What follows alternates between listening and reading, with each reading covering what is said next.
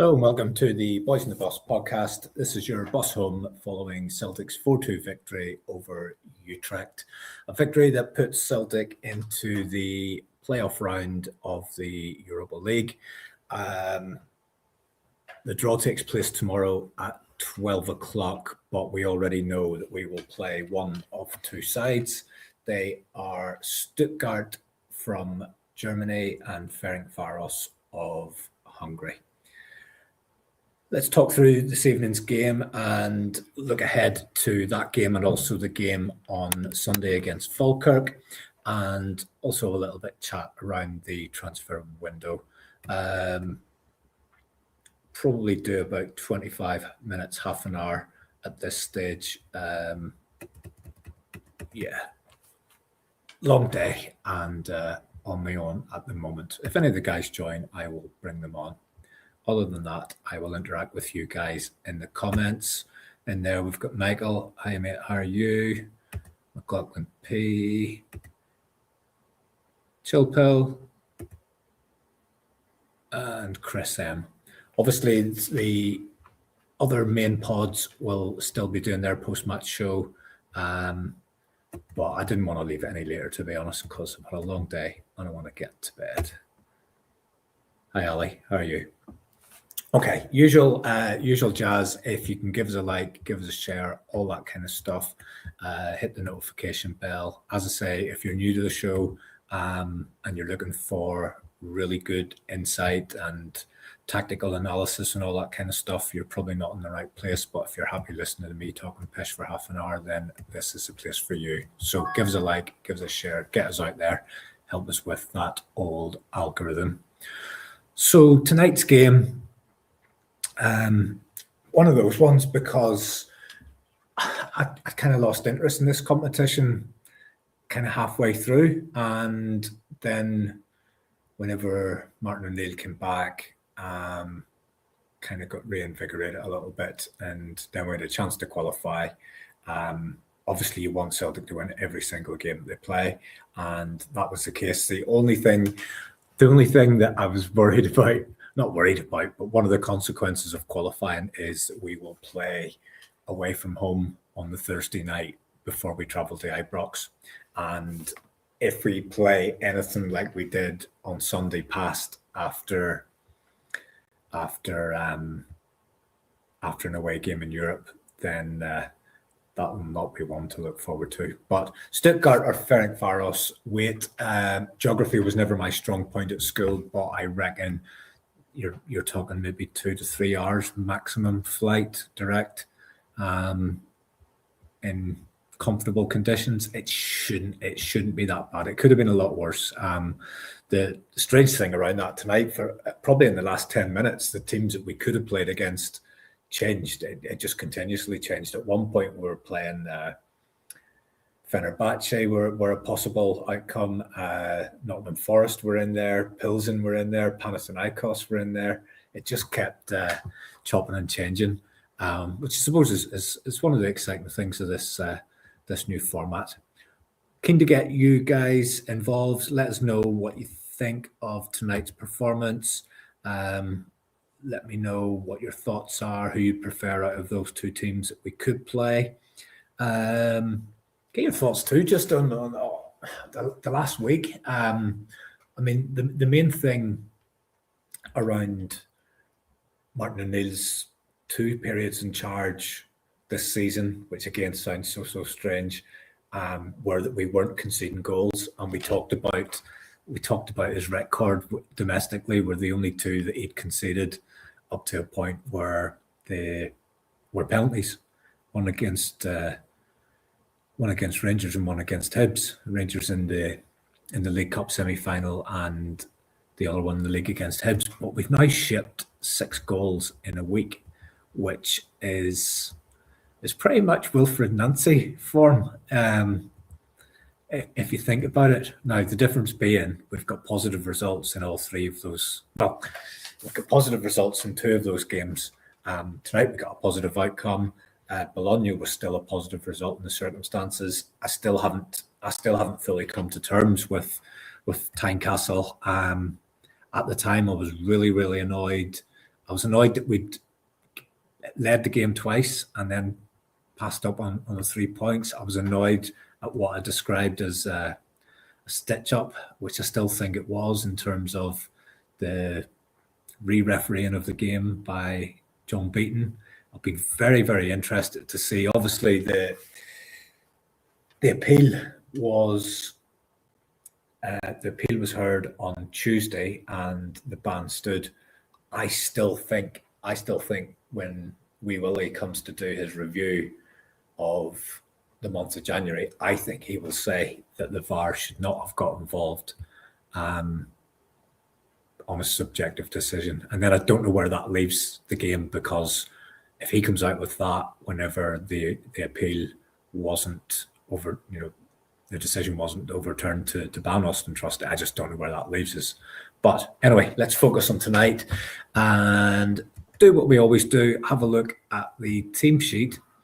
If any of you are like me and you get your team lineup from the official Celtic social media platforms, you would have been a little bit surprised, because I believe this team went up. You'll notice up at the top there, it's actually a different game. It's the first game that we played in this group section against Red Star many moons ago, whenever a guy called Brendan Rodgers was the manager of Celtic. Can you remember way back to those days?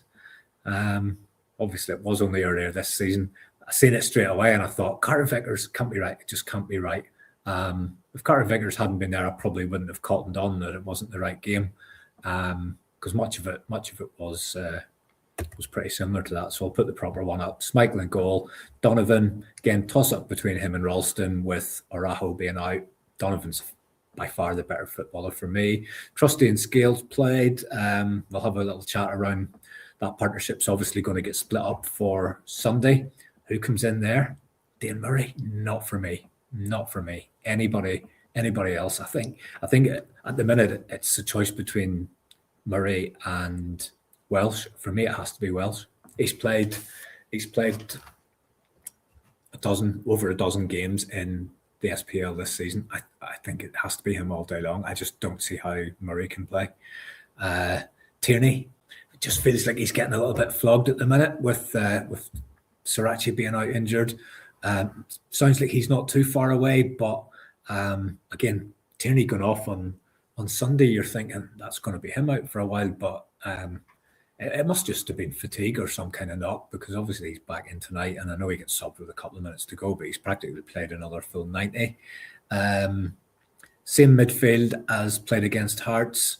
I was going to say all three of them were very poor against Hearts. The whole team was poor against Hearts.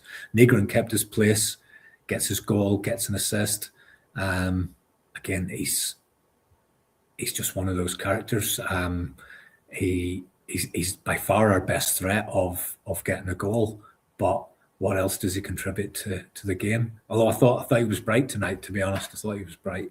Yang and Taneke, and then you've got makeshift centre forward Dyson Maida. Obviously, the new striker Svanchara not able to play in this round of the competition. Pretty sure he'll get registered along with Araujo for the next round, albeit we're only allowed to make 3 changes. So depending if we bring someone else in rather than who, then that might be a choice that the manager needs to make. So no real surprises in terms of the lineup. Probably the surprise for me was that Celtic opened up with 3 goals in the first 16 minutes. Not something that we've seen very often this season. We get off to an absolute flyer with a goal from Reegan inside 5 minutes. Donovan with a quick corner. Ball then ends up making its way to Kieran Tierney, who's almost in an inside right position. And he cuts the ball across. Benjamin Reegan, simple tap in. One of the easiest goals that he has scored this season. Again, as I said, his contribution, his numbers, you just cannot argue with the numbers that Benjamin Reegan is generating at the moment. Wilfrod's gone. Yeah, Murray's poor. I just do not see what Brendan Rodgers is seeing in the lad. And when he came on there the night, there was absolutely no response from the crowd. There wasn't even a cheer went up, and I think that just tells you what the supporters think of the lad, and it's best for him if he moves. And the only reason he probably won't move in this window is because we don't have very many other options at centre half. With Carter Vickers being out, Simpson Pusey, again, probably one of the weirdest signings of the last 10 years. Just don't get that one at all. Yeah, and that's why we've had to bring Stephen Welsh back. That's why Dane Murray has to be regarded as an option, because that's just where we're at. We're stuck. 1-0 became 2-0. An old friend, Vasilius Barkas. Good to see him back at Celtic Park. What it was good to see is that he hasn't improved very much from when he was between the sticks for us. An absolutely brutal pass towards one of his defenders. Ball goes to Reegan. He knocks it across. Centre back puts it in his own net. If he's not there, Dyson Maid's got the simplest tap in. And 2-0 up 9 minutes. And going into the game, we knew Utrecht were not a team in form. Their record in this season's competition was abysmal. They've been playing a weakened team in the last couple of European games, trying to focus on a league campaign domestically, which is gone down the pan rapidly as well. So not a good side, but still a really good start to the game for Celtic. And then you're kind of settling in and hoping, do you know what? This could be good. This could be a real confidence boosting performance. 2 early ones. Let's see how many we can get. We get another one, 16th minute. Penalty kick. Keen to get your thoughts on this. For me, that's not a penalty. I don't want a penalty for that. I know some of you are just going to go, in today's game, it is a penalty. I get all that. For me, even in today's game, I don't want that. I don't want that as a penalty kick. The guy's gone up to challenge. He's looking completely the opposite direction. Austin Trusty heads the ball. Now, his header isn't even going on target. He's headed it right down into the ground, but it's just going to come up again, right at the exact same spot as it hits the ground, and it's hit the guy's hand. And for me, the game's just absolutely gone if that's a penalty kick, and I'm more than happy to call it when when it's us that's benefited from it. I'll call it the same way as whenever it goes against us, but that is not a penalty for me. I just don't like it. I don't like getting a penalty for that. And that's just my view on it. Some of the chat coming in, not a penalty, big red, chill pill, never a penalty. Smell the glove, love to feel sorry for as a penalty against us. Yeah, I get that. I just it feels dirty. Don't get me wrong. If we need one day and we get it, I'll happily take it. But just being honest, that is not a penalty. That is just not a penalty. And football's gone. Just whenever it's in my head, because I'll not mention it. If I'll forget to mention it. I thought last night the late drama in the Benfica game, in an age where footballers are just so far removed from the working man and the supporters on the terrace. I remember being a wee lad and meeting the guys coming off the team bus or walking up what's now the Celtic Way. The players wouldn't have headphones on. They would stop. They would pose for pictures. They would chat. They would do all that kind of stuff. Sign your program. Now you just get them with the big earphones on. They won't interact with anybody, and obviously the salaries now. It's just a completely different world. And where I'm going with that is just the drama in that Benfica Real Madrid game last night. It just restored a little bit of faith in me that football, there's still something to enjoy from it. The joy and elation that those Benfica players had whenever the goalkeeper buries an injury time header to get his team through to the playoff round of the Champions League. It doesn't matter how much money they get. That moment just kind of encapsulated what football always was for me. And I suppose, as I say, restored a little tiny bit of faith that it can still be that thing. After that, then again, you're kind of wanting us to kick on, wanting it to be a nice, polished performance. Didn't really materialise. There was a moment of real comedy where Maida, it looked as if he was chasing two balls because Reegan had taken the throw in down the left and Maida was chasing the ball, and then the other one came onto the pitch. And I suppose if there's anyone who would have the energy to chase two balls at the one time, it's Dyson Maida. So bit of comedy there. Not so much comedy just before half time whenever Utrecht got a goal back. I think TIC loses his man. He doesn't track back on the left hand side. It's a good finish by the guy. Again, I've been harsh on Schmeichel this season. I'm going to be harsh on him in the second goal. I'm undecided on the first goal. I'd like to see him make an effort. He may well have been unsighted, but that's a couple recently that there's been absolutely no attempt whatsoever to get the ball. That one first one tonight, he's just waved it past. But again, I might be harsh. I just want my goalkeeper to save them kind of shots, and that's where I'm at with it. We were lucky then to get through just at 3-1 because they could have scored. They could have scored a minute later, and it was a good save this time from Kasper Schmeichel. So I think Yang's a little bit at fault on his wing. Again, a little bit of irony there because TIC and Yang were employed as wing backs under Wilfried Nancy and struggled with the defensive side of the game. So I think it's just ironic that both of those were involved in the two goals that we conceded. Or not the two goals that we conceded, but the first goal we conceded, and then a chance shortly after. But Kasper Schmeichel pulls out a really good save, and we get in at half-time level. Then into the second half, went 3-2 just on the hour mark. Now I've only had one look at this. I think pretty much universal, or anyone that I've spoke to, BT Sport went down immediately after the second Utrecht goal.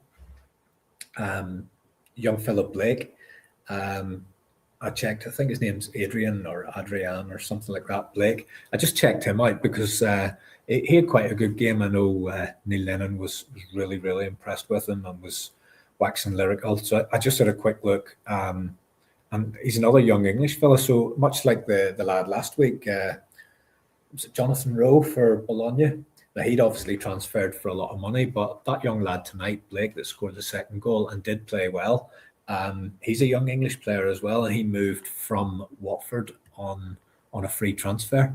So again, what you're just saying there is young English players popping up in teams all across the world. And again, looking back at last night again, how strong are the Premier League teams? And I know it's all false and it's all, it's all generated by the huge TV deals and stuff. But six teams in the competition, and five of them finished in the top 8, the automatic qualification spaces. It was at least 4. I think it was 5. They're just so strong. But anyway, that's not for us to concern ourselves with. No Champions League for us this season. And again, just to close off the Champions League, Kairat Almaty, I did say the night that they put us out, they would get 0 points. They finished with 1, so I wasn't too far wrong. They got 1 more than I expected them to get. So 3-2 then. My screen went black for a few minutes, and by the time it came back on again, we'd scored. So quite quickly we had reasserted and got the 2-goal advantage that just gave us that little bit of comfort again. Again, I was having real sort of Wilfried Nancy PTSD, 3-0 up, and then all of a sudden 3-2, and you're thinking, where's this going to go? But whenever BT Sport came back up and running again, we'd already scored, and it was another good goal and another goal from a corner. So I think that's 3 now. I think that's 3 since we chatted around the lack of goals from a corner. really good whipped in cross from Engels, and a good header for Trusty. And what a week he's had. So 2 goals and a red card in a week for him. So it's been eventful for Austin Trusty. Obviously, as we've touched on, he'll miss out on Sunday. Again, I ask the question, who's coming in? I don't see us having anybody new, certainly not in that position. The ones that we were linked with seems to have gone quiet.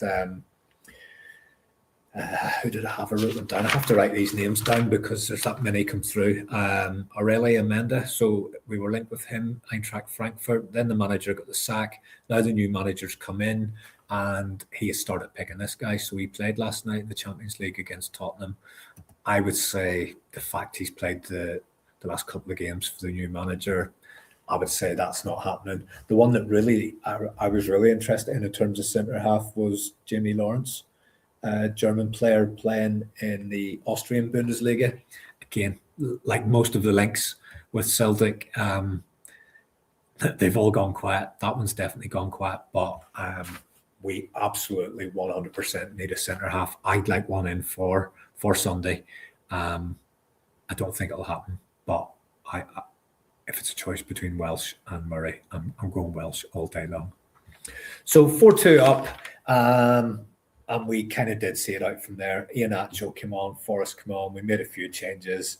Good to see Iheanacho come on. Now, I thought he was pretty poor when he came on, but the main thing with him is if he's going to be of any benefit to us throughout the rest of the season, we have to have him fit. And, you know, if he's needed on Sunday, he needed to play a few minutes tonight. So just for him to get on there and get 20 minutes into the legs, real positives. And the fact that he was able to last 20 minutes without getting hurt again.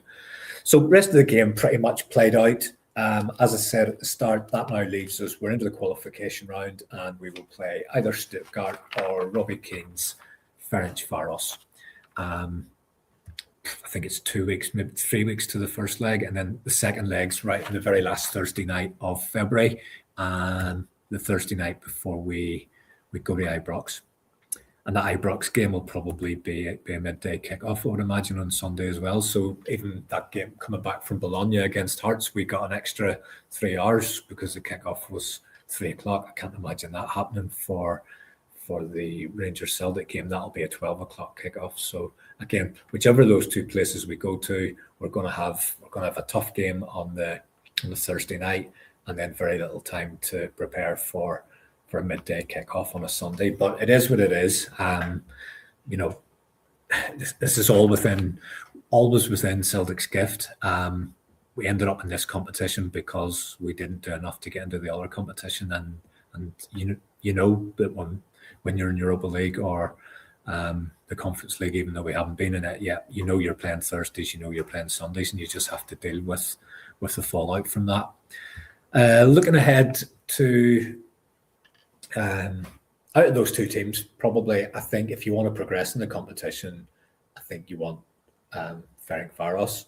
So that would be my preference out of the 2. I think that gives us by far the best chance of getting through. I'm not quite sure where Stuttgart are in the league, maybe top half dozen, something like that. I think that would be a difficult one to negotiate. Not impossible, but I'd rather we drew the Hungarians. I think that gives us the best chance of progressing. Before all of that, obviously, we're back to SPL duty on Sunday. We've got the visit of Falkirk. Quite weird this season. There's been a number of times now where we've ended up playing a team that we played just a couple of weeks ago, and we obviously played away to Falkirk in a very, very difficult fixture, and one that, if I'm being honest again, we didn't deserve to get the 3 points, but we just about got it over the line. Yeah. Smell the glove. Is that for Sunday? I think it's Dickinson and Dallas.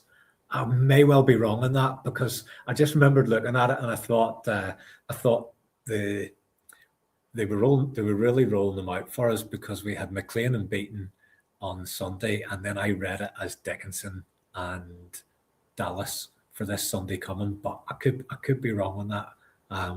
It has happened before where I've been wrong a couple of times. Smell the glove again, keeping me right here. Stuttgart at 5th. Yeah, that'll be a tough one for us, won't it? Absolutely. Falkirk will be a tough one for us. Listen, really, really good side. Knocked Hearts out of the cup. Gave Hibs an absolute bashing there as well. So it's going to be it's going to be a banana skin. And again, makeshift back four. Arajo will come in again. Tierney will keep his place. Scales will keep his place. It's just that other centre back partnership, and who's going to come in there? That's the concern. Yeah, the Robbie Keane element makes it. It does make it interesting to a certain point, I suppose. Will we have any new players in for Sunday? I've absolutely no faith in this board to get the business done.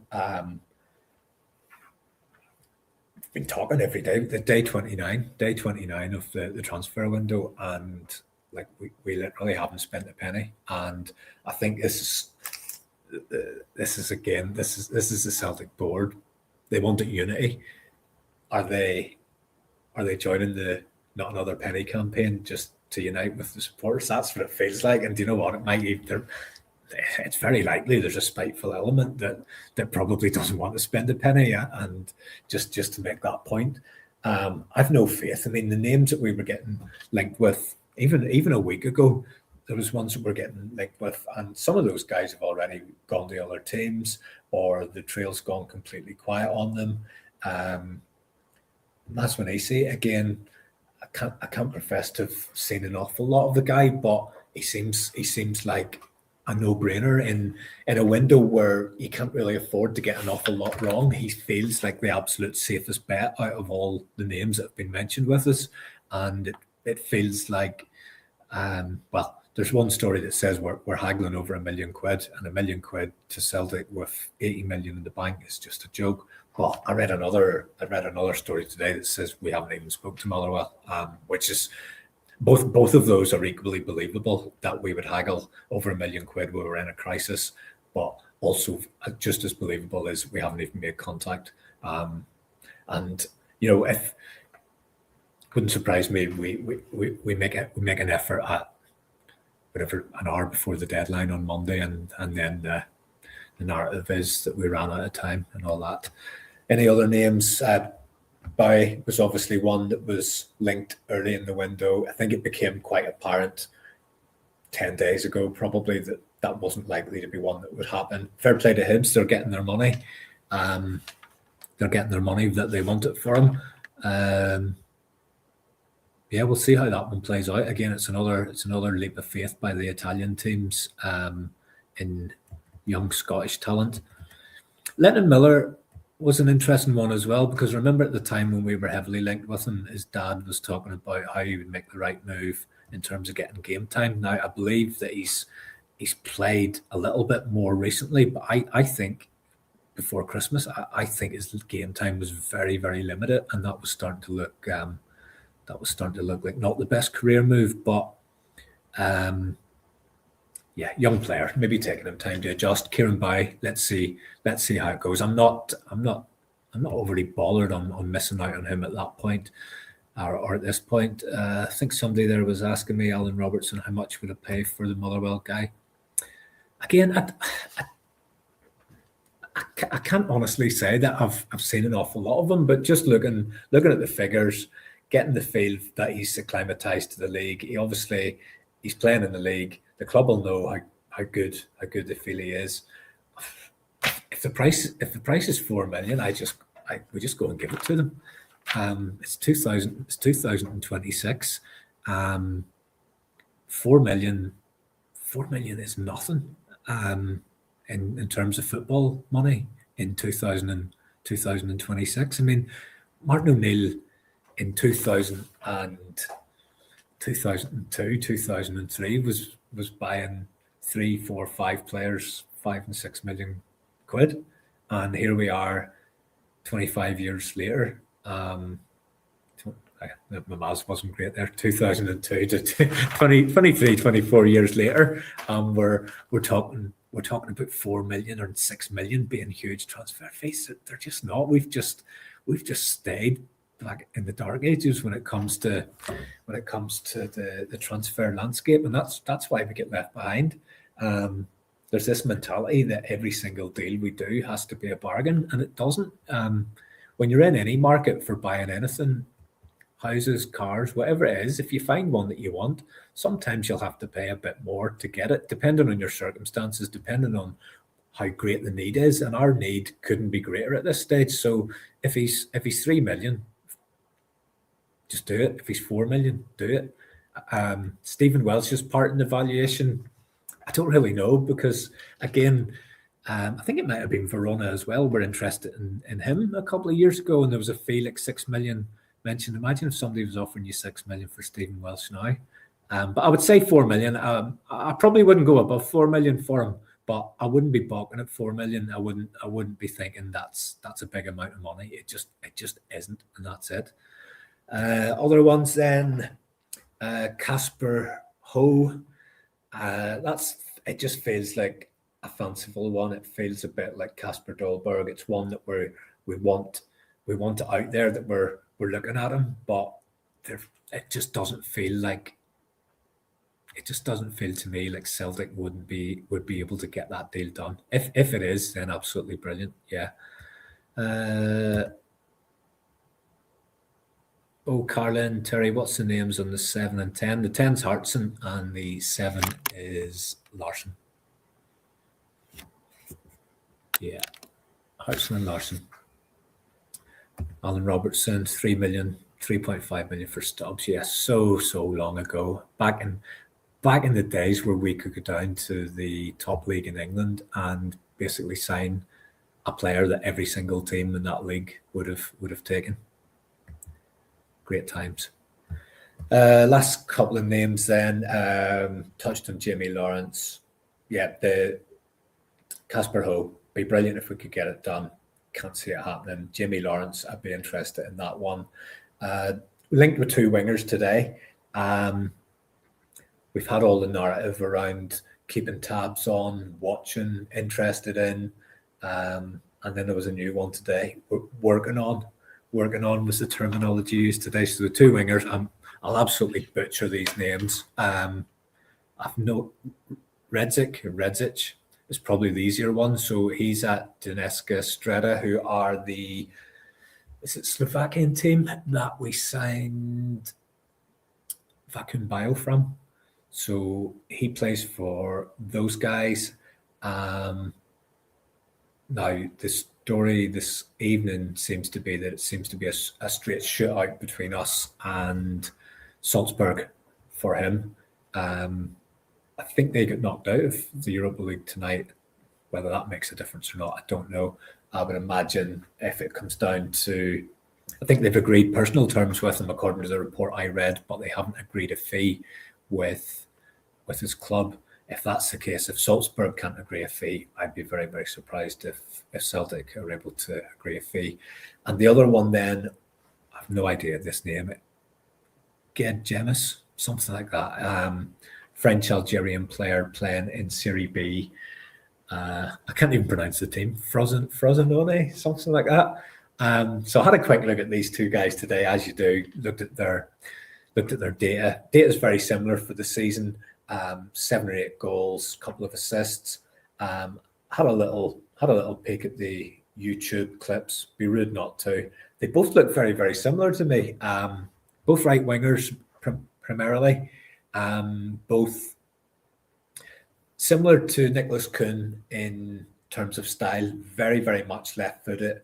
Very, very much cutting in from the right-hand side on the left foot, looking to get shots away.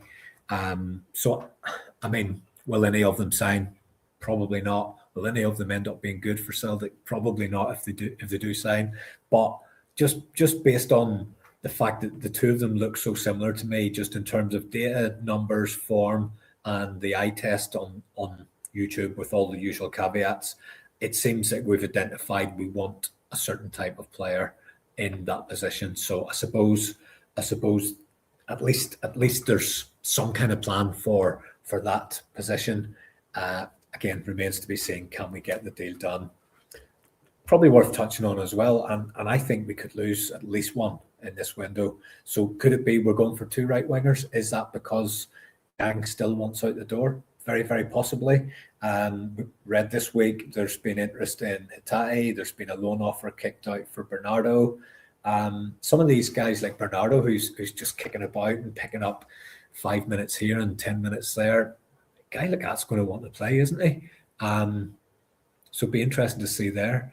Maida, is there still something on the table for him? I think he's intimated that he's happy enough now in World Cup year. He's happy enough to see it through the summer. Also, he gets down into his final year at that stage, I think. Is it? I think it's his final year. If he gets to the summer, he'll have 1 year left. I could be wrong. Again, somebody will keep me right on that. So again, his negotiating position becomes a bit more powerful in the summer. And then probably the weirdest one of all was the rumour that we'd received something like 14 million euro bid for Tineke. I know for a fact that just is not true.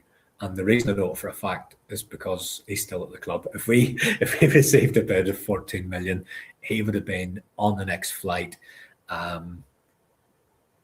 quick as you could get him on it. I still like him. I really like him. I just think if the Celtic board got an opportunity to get that kind of money for him, he'd be gone. I think that one goes in the same category as the bids for Chermiti and Gassama and all those guys who seem to now be getting valued extremely highly. Anyway, that's probably as much as I want to do tonight. Where are we at? 37 minutes, 117 on. Thank you very, very much, everyone who's been on and anyone who listens back. As always, it's really, really good to have your support, especially when I'm on my own. I don't mind jumping on me on these midweek ones because it's not easy for any of the guys to get on. Phil's at the match. Liam's got stuff on. Obviously, it's daytime for him. Whenever we have the nighttime games, and a lot of the other guys are all busy. They've all got stuff going on. So, but it's easy enough to do it on your own whenever you've got plenty of interaction and plenty of comments. So I do thank all of you guys for that and all of your continued support. Somebody else just mentioned one there around Engels. I did mean Tineke. There has been a rumor around Tineke, but there was also one about Leipzig having an interest in Arne Engels. I thought he was a wee bit better tonight. Again, he tends to play better on the European stage. I think that's quite noticeable. And a couple more comments. Tanner, am I off the Swelly? Yeah, I'm on the old dry January. I'm now on the final lap. So what are we on? 29th, 30th, 31st. Sunday's the start of February. So dry January ends at midnight on Saturday night. I haven't decided now if I'll stay up and knock a couple in at midnight on Saturday, or I'll have a few maybe on Sunday afternoon. I might be standing outside the pub for opening on Sunday. We'll see. Or I might just stay off it. To be honest, I know when I'm on the pods and that, I usually have a drink, and it probably comes across that I'm pissed all the time, but I don't usually have a drink at all during the week. I maybe would have just a can if I'm coming on the pod during the week, just to have. Just to calm the nerves a wee bit, because it does get a wee bit daunting sometimes whenever you're coming on here, especially when results haven't been good and you've big numbers and loads of abuse coming at you. I am looking a bit well. No, the beard will be gone. You'll see me on Sunday. I'll be completely tidied up. I'll have a wee drink in hand, and I will be cleaned up and tidied up. Hair's all over the place. Hair needs cut, and I had a hat on earlier because I was out, and it was absolutely freezing. It is really, really cold over here at the minute, but I'm sure that's the same for most people in the UK at the minute. Right, I'm starting to talk shite. Phil and Liam will be on in their normal slot, as far as I know, tomorrow night, 9 o'clock. They very, very rarely miss it. I'll be back after the Falkirk game. Might be a little bit later. I'll see. I've got a kid's birthday party to be at, so there's a chance it might be a wee bit later, probably around 8 o'clock or something like that. But Phil will set it up and you'll be able to see. And as long as you've got the notifications and everything, you'll get a wee reminder of a half an hour to go. But anyway, good result for Celtic. just gets that winning feeling going again. Let's hope it rolls on into Sunday. There's a wee chance that we might gain some ground on the weekend here. I mean, these are the types of games that we need to look to Hearts or Rangers or both potentially dropping points. So Rangers at Tannadice, Hearts are at Tannadice. Do I expect them to win? Yes, but it's the kind of game that we need them to start dropping points in. We've left ourselves in a position where we could win every single game for the rest of the season and not win the league because, you know, if Hearts were to have a 100% record, it's in their hands. Do I expect that to happen? No, but it's games like Dundee United at Tannadice. That's where you kind of want them to start slipping up. And Rangers similarly going to Easter Road after a tough European game in Porto. Again, you're hoping and praying that's one that they could maybe slip up in. Again, Sod's Law, Bailly will be gone. He'll not play in that game. That's just the way things fall. Anyway, I will chat to you all again on Sunday. Enjoy your result tonight. Hope you get through tomorrow all right, and then we're into the weekend and Celtic back again on Sunday. So thank you all very much. Hail, hail. See ya. Thank you.